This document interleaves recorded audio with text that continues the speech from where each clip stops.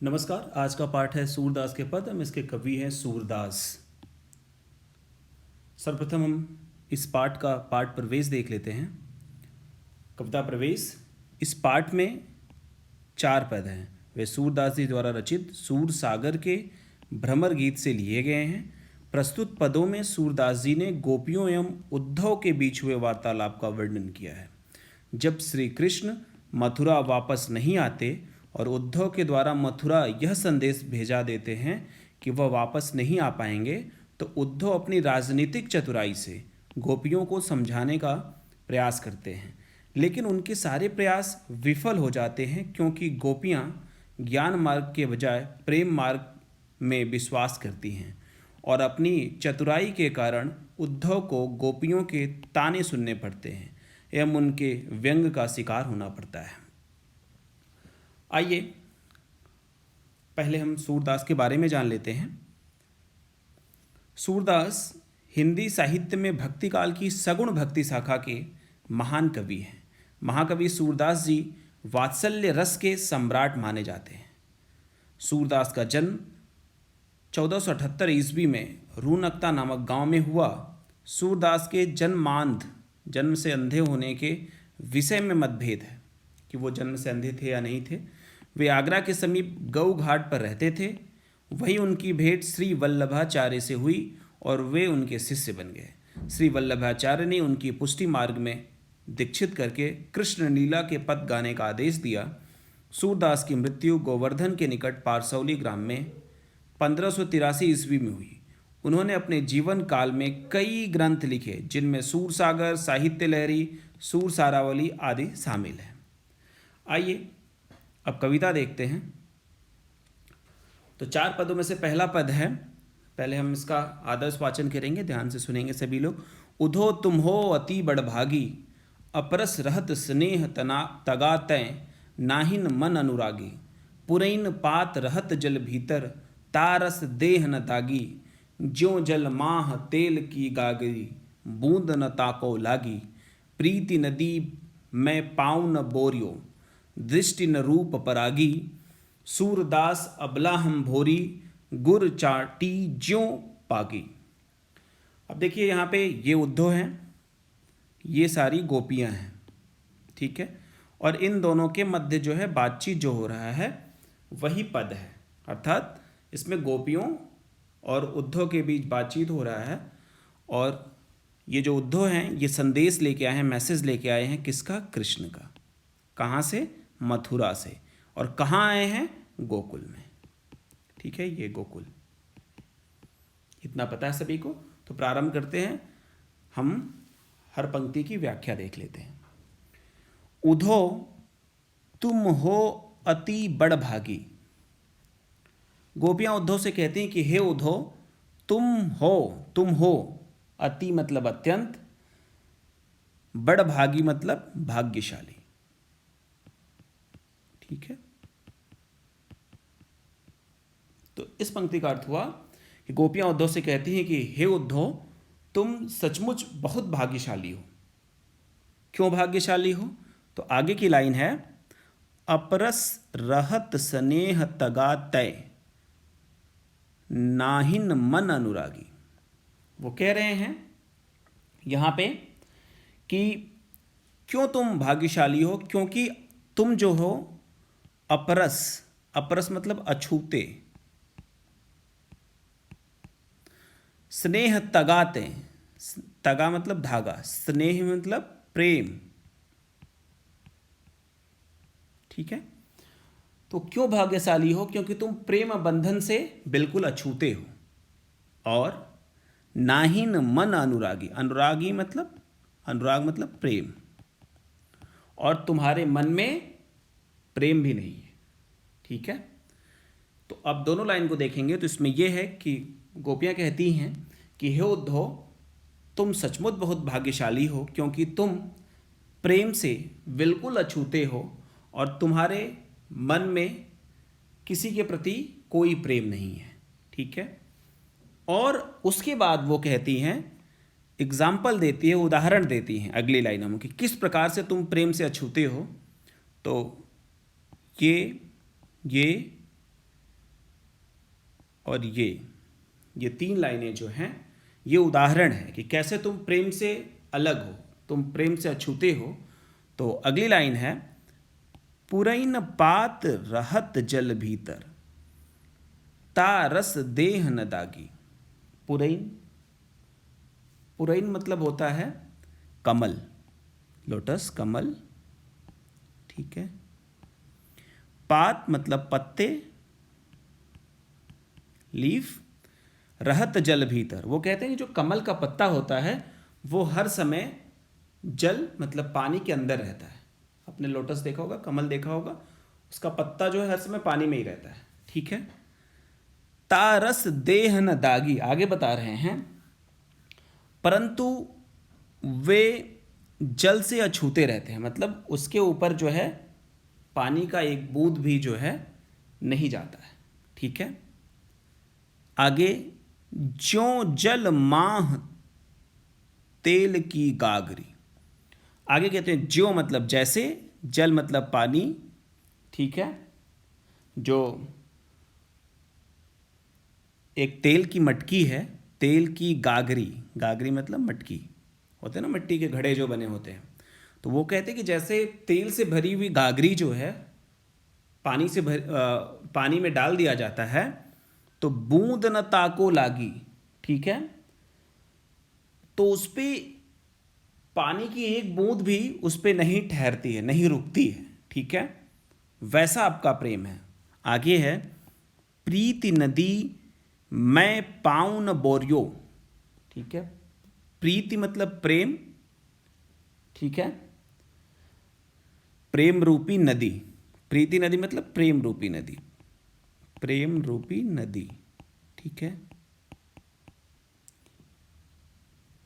पाँव मतलब होता है पैर, ठीक है, पैर।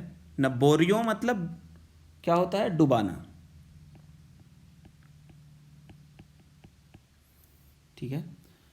आगे वो कह रही हैं गोपियाँ कि तुमने कभी प्रेम रूपी नदी में अपना पाँव जो है नहीं डुबाया है, अर्थात तुमने किसी से प्रेम नहीं किया, ठीक है। दृष्टि न रूप परागी, ठीक है। तो वो कह रही हैं फिर यहाँ पे कि तुमने पूरा एक साथ इस लाइन को देख लेते हैं। तो उसमें ये है कि तुमने प्रेम रूपी नदी में जो है कभी पैर नहीं डुबाया है, अर्थात तुमने किसी से प्यार नहीं किया है, ठीक है। आगे, सूरदास अबला हम भोरी। अब इसमें है सूरदास, आप सभी को पता है ये कवि हैं, सूरदास के माध्यम से अब कह रही हैं जो है गोपियाँ उद्धव से कि वो अबला हैं, कमज़ोर हैं, ठीक है। हम भोरी, ठीक है। भोरी मतलब भोली भाली, भोली भाली। गुर चाटी ज्यों पागी, गुर, गुड़ आपने देखा होगा, तो जैसे गुड़ होता है, चाटी मतलब चींटियां।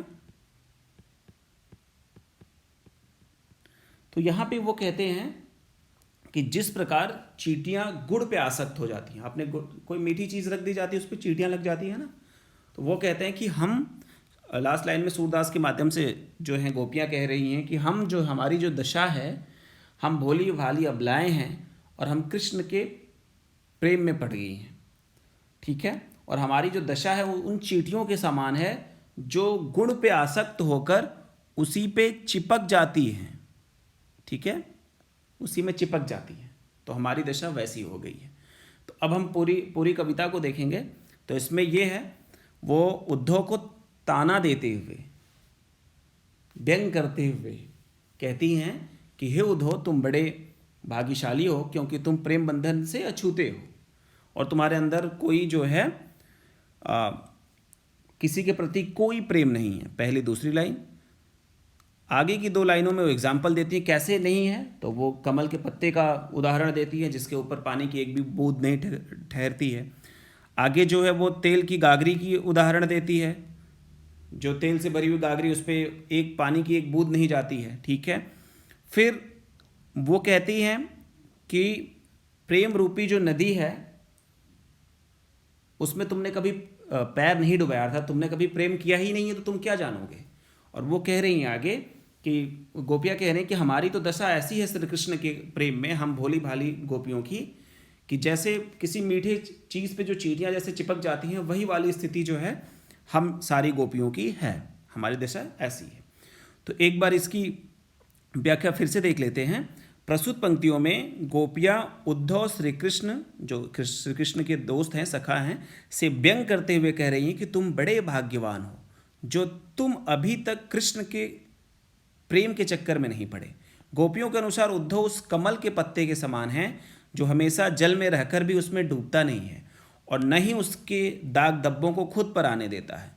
गोपियों ने फिर उद्धव की तुलना किसी तेल के मटके से की है जो निरंतर जल में रहकर भी उस जल से खुद को अलग रखता है। यही कारण है कि गोपियाँ उद्धव को भाग्यशाली समझती हैं, जबकि वे खुद को अभागिन अबला नारी समझती हैं, क्योंकि वह बुरी तरह कृष्ण के प्रेम में पड़ चुकी हैं। उनके अनुसार श्री कृष्ण के साथ रहते हुए भी उद्धव ने कृष्ण के प्रेम रूपी दरिया में कभी पाँव नहीं रखा और न ही कभी उनके रूप सौंदर्य का दर्शन किया है, जबकि गोपियाँ कृष्ण के प्रेम में इस तरह पड़ चुकी हैं मानो जैसे गुड़ में चींटियाँ लपटी हों। ठीक है, आइए अब देखते हैं दूसरा पद। दूसरा पद है, इसका आदर्श वाचन हम देख लेते हैं एक बार। मन ही मन की मन ही माज रही, कहिए जाई कौन पै उधौ, नाही परत कही, अवधि आधार आस आवन की, तन मन विथा सही। अबिन जोग संदेशनी सुनि सुनि, बिरहिनी बिरह दही, चाहती हुती गुहारी जितहीं ते, उत तैं धार बही, सूरदास अब धीर धरहि क्यों, मर्यादा न लही। अब देख लेते हैं ये जो दूसरा पद है इसका प्रसंग क्या है। इसमें जो है उद्धव जब गोपियों के पास संदेश लेके पहुंचते हैं तो उसके संदेश को सुनकर गोपियाँ कृष्ण के प्रति अपने प्रेम को प्रकट करती हैं और वो कहती हैं कि उनकी जितनी भी अभिलाषाएं थी, आकांक्षाएं थी, एम्बिशन थे उनके, वो सारे मन में ही रह गए। ठीक है, तो कैसे है, लाइन टू लाइन देख लेते हैं।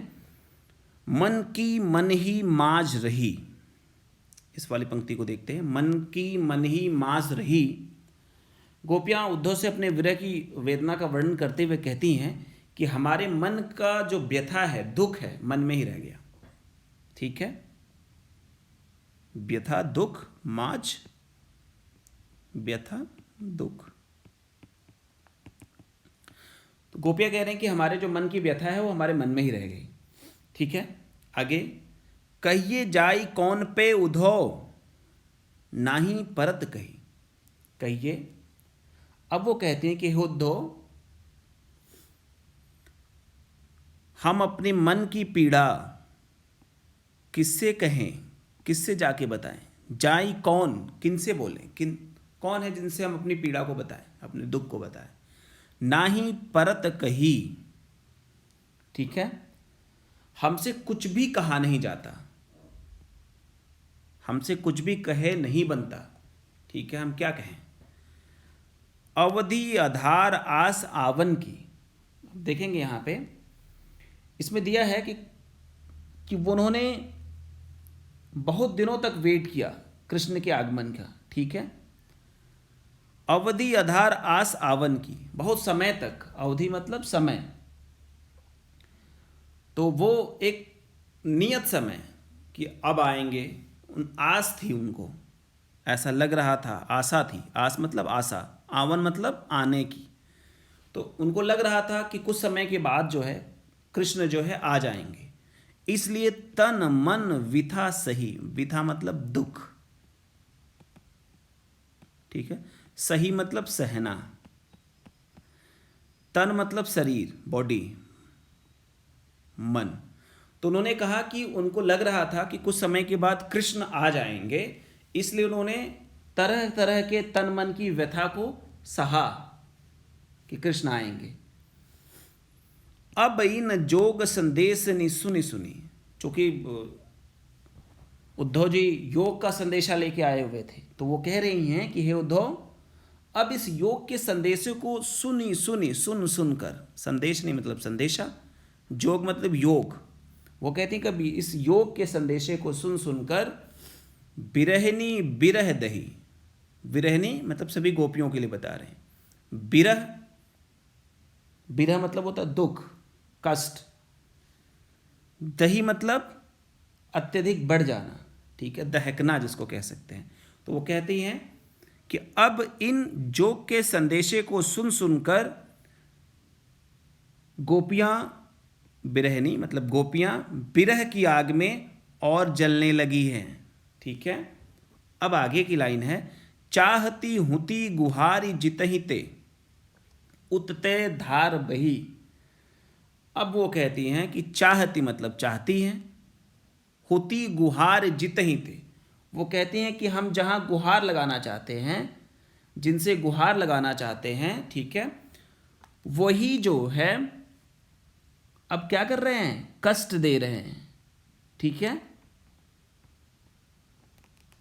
ध्यान से देखेंगे, इसमें दिया है कि हम उससे रक्षा के लिए जिससे गुहार लगाने जा रहे थे, रिक्वेस्ट करने जाते, जितहि ते जिनसे, उत ते उनसे ही, धार बही वहां से योग की प्रबल धार आ रही है, फोर्स जो बहाव है वो उधर से ही आ रहा है, जिनसे हम गुहार लगाना चाहते हैं, रिक्वेस्ट करना चाहते हैं, रक्षा के लिए अपनी बात करना चाह रहे हैं, उधर से ही योग की धार आ रही है। मतलब कृष्ण ने उसी उधर से ही योग का संदेश भेज दिया। सूरदास अब धीर धरहि क्यों, अब आगे बता रही हैं, सूरदास कहते हैं कि गोपियां उलाहना देते हुए उद्धव को कहती हैं कि अब धीर धरहि क्यों, धीर मतलब पेशेंस, धैर्य, ठीक है, धैर्य, धरहि मतलब धारण करना, क्यों, तो गोपियां कह रहे हैं कि अब वो धैर्य क्यों धारण करें, मर्यादा न लही, मर्यादा मतलब मर्यादा,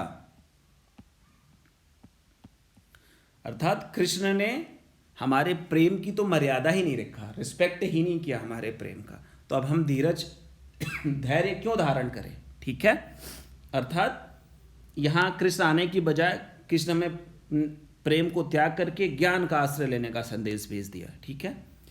तो देख लेंगे इसमें यही है कि गोपियाँ का धैर्य उस समय समाप्त हो जाता है जब कृष्ण उनके लिए उद्धव के माध्यम से योग ज्ञान को धारण करने का संदेश भेजते हैं। गोपियों का कहना है कि हम अबलाओं को योग ज्ञान का योग बताने की बात कहते हुए कृष्ण ने मर्यादा का पालन नहीं किया है, ठीक है, तो हम धीरज क्यों रखें। एक बार इसकी व्याख्या फिर से देख लेते हैं। गोपियाँ उद्धव से अपनी पीड़ा बताते हुए कह रही हैं कि श्री कृष्ण के गोकुल छोड़कर चले जाने के उपरांत उनके मन में स्थित कृष्ण के प्रति प्रेम भावना मन में ही रह गई।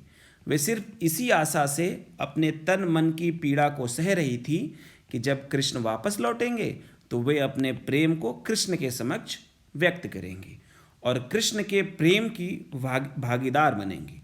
परंतु जब उन्हें कृष्ण का योग संदेश मिला जिसमें उन्हें पता चला कि वे अब लौटकर नहीं आएंगे, तो इस संदेश को सुनकर गोपियां टूट सी गई और उनकी विरह की व्यथा और बढ़ गई। अब तो उनके विरह सहने का सहारा भी उनसे छिन गया, अर्थात अब श्री कृष्ण वापस लौटकर नहीं आने वाले हैं और इसी कारण अब उनकी प्रेम भावना कभी संतुष्ट होने वाली नहीं है। उन्हें कृष्ण के रूप सौंदर्य को दोबारा निहारने का मौका अब नहीं मिलेगा। उन्हें ऐसा प्रतीत हो रहा है कि वह हमेशा के लिए कृष्ण से बिछड़ चुकी हैं और किसी कारणवश गोपियों के अंदर जो धैर्य बसा हुआ था अब वह टूट चुका है। इसी वजह से गोपियाँ वियोग में कह रही हैं कि श्री कृष्ण ने सारी लोक मर्यादा का उल्लंघन किया है, उन्होंने हमें धोखा दिया है। ठीक है, आशा है आपको ये सब पाठ के दोनों पद अच्छी तरह से समझ में आए होंगे। धन्यवाद।